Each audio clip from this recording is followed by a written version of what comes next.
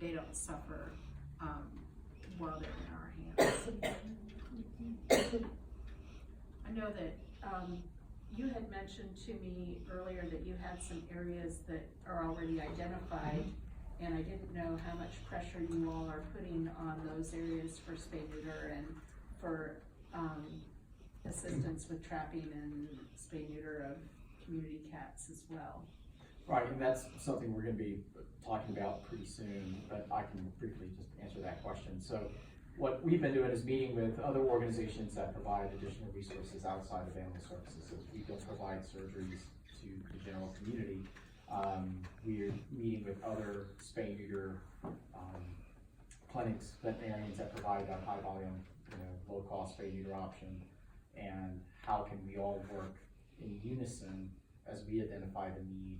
Does the need go to the community, or can we make that transportation or the accessibility through transport? So we've had 2 meetings, and as you're talking, I'm just kind of thinking about the logic model plan working backwards. That would make it ideal on how we start really strategizing on how we approach this on a bigger scale to identify what the ultimate goal is, and then working our way back. But that's where we're at right now. Mm-hmm.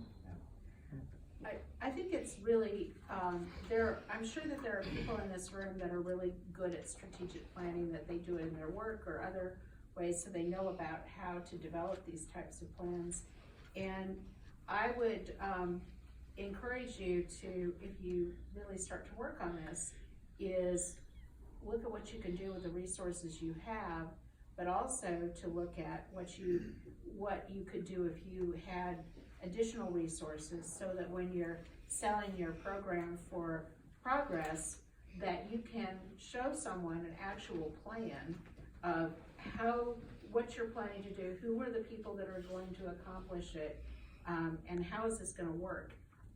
Because I find that the groups that actually do go in with these really well-defined plans, that they aren't just saying, well, we're planning to get we're planning to do 3,000 cats next year, and they say, well, that's great, and we would love to give you the money to do that.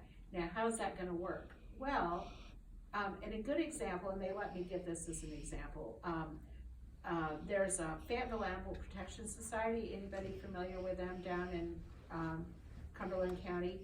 So they got this fabulous grant to provide spay and neuter for 100 animals. And so they went out and went door to door, they took it to heart. They went to the part of the community that was surrendering most of the animals to the shelter, and they dropped off these vouchers, 100 of them. And how many with it, so they were calling the local vets. There were 7 or 8 local vets that were accepting them. So they checked in a month to see, is it time to take out more vouchers? How many have been turned in? Does anybody have an idea how many vouchers that they had? 20. She's the closest. 20? One with 2. They had like 2 that had appointments and 1 that had actually been done. Wow. So why do you think that they didn't get done? Because the people initially wanted the vouchers. Transportation? Transportation, that's a big one, but what else? Get appointments. They could get the appointments, but the problem is that most of the people that need these appointments that work, they do not have jobs that are flexible to allow them to drop off and pick up in the specific times, or they had no transportation. And so the next thing they did was they went out and got a van donated. And once they started transporting, they couldn't hardly hand out vouchers fast enough. And so they realized that it wasn't just a money thing. There were a lot of factors that were going into being able to get that done. And so I think that we learned a lot from that little experiment. They just assumed that if they gave them vouchers, that they would go get them. The other thing that has come up, and this is a dog thing that I probably wouldn't encourage with cats, but in some of the areas, there have been a lot of resistance to getting dogs neutered. And in those areas, we actually have done a fair number of vasectomies now. And so because the pet overpopulation is our big, and the reduction of animals coming into the shelter, we are really working on sterilization. And there are some people that are gonna say there's recent literature that says that neutering these large breed dogs can lead to some types of cancer, and there may be some actual validity to that. And so we are in the those of us in the spay-neuter business are actually kind of rethinking how we offer sterilization services to the public who are concerned now because they've seen on the internet the research that suggests that there are some cancers in certain breeds that are associated with being sterilized. So, not the same with cats. There is nothing with spay-neuter with cats, so people bring that up. That doesn't seem to be an issue.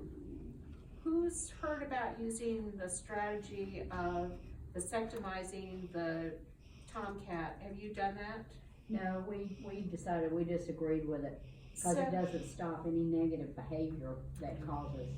It doesn't, and Felicia Nutter, who did a lot of the research looking at feral cat reproduction and how colony behaviors work over time, found that when we vasectomized, and I actually did a lot of the surgeries for her project, that these vasectomized males that were the dominant male in the colony and the other young males were essentially psychologically castrated. They weren't mating with the queens, they were kind of being pushed out.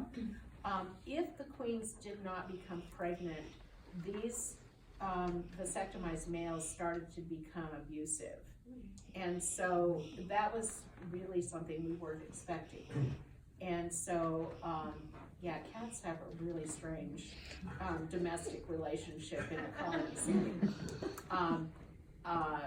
You know, they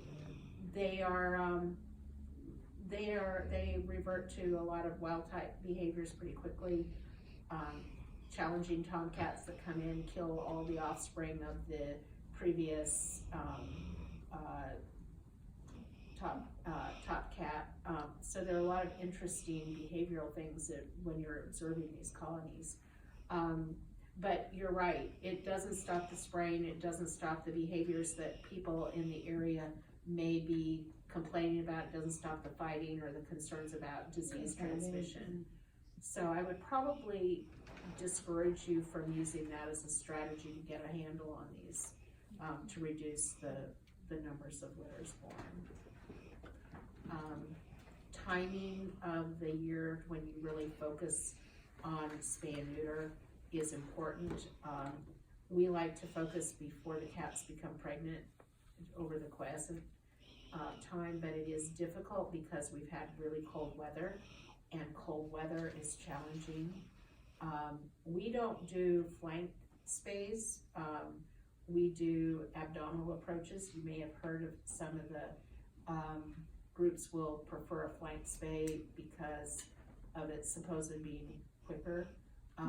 But in the winter, when you clip that side, there's no way for the cats to stay warm. Whereas if you clip a small patch on their tummies, they can ball up and stay warm. So we're not impacted by that. You also don't go through any muscle tissue. You actually go through non-muscular areas. So the cats have a lot less pain post-operatively. So I think that, again, our focus from the vet school is on a lot of ensuring that the cats are all getting a really high quality, a thoughtful, mindful procedure that's best for them. We're trying to get the cats before they become pregnant, and if not before they become pregnant, before they actually have kittens, so that we are not behind the 8 ball every spring, and then that group that gets that second litter in the fall, trying to get those cats done at that time. Trapping when the cats are big and the kittens that do pop through are big enough that they can be easily spayed and neutered as well, or they're big enough to trip the trap. Do you use long-lasting pain medication on both of them, anybody like that? We do. We actually are doing, we've looked at pain scores of our regular cat patients, and we actually inject the testes of both dogs and cats with a local anesthetic before we do the procedures, as well as injecting the cats with a long-acting opioid, as well as a non-steroidal type. It would be the essential cat ibuprofen. So we're using local anesthetic, we're using small incisions, we're using, because although the veterinarians would tell you it heals the same side to side. So it doesn't take any longer for an incision this long to heal, or an incision this long to heal, but it feels end to end. So anybody that's ever had surgery really wants to have laparoscopic surgery through a really tiny incision, not to be opened up. And so we're really focusing our students on making their incisions smaller so that they only have to be as big as they need to be. And that's always been kind of a veterinary community complaint about. Veterinary students want to make really large incisions, and we are, I promise you, for the veterinarians in the community, in the room, that we are working on students making sure that their incisions match their patients. So we don't always hit the mark, but because of that, we do a lot with pain management. There's a new long-acting product, it's called Symbadol, which is a long-acting opioid that works really great in these community cats. There's a real downside for many of the spay-neuter clinics using it though, and it is expensive. But I use it because our students are probably not as good at delicate tissue handling as an experienced veterinarian, and so I think it's really important that these cats are really comfortable even if they're done by a student surgeon.